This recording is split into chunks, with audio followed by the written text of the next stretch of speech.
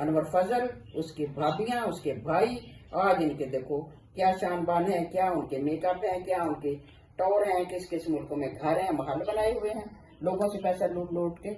और दूसरी बात ये कि बीजे भट्टी साहब जो फ्री लैंड बना रहे हैं, मैं लोगों को बावर कराना चाहती हूँ कि कोई फ्री लैंड नहीं है, कोई कुछ नहीं है, सिर्फ धोखा है, एक बहुत बड़ा खिलवाड़।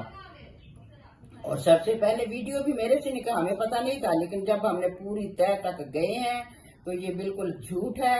और कोई खुदा के रोया इनको ही नजर आती है, जितने फराटे होते हैं उनको रोया में खुदा कहता है कि ये तुम अपने मुल्क के लिए, कौन सा मुल्क है जो क्रिश्चियनों को मुल्क 1 इंच जमीन भी देगा।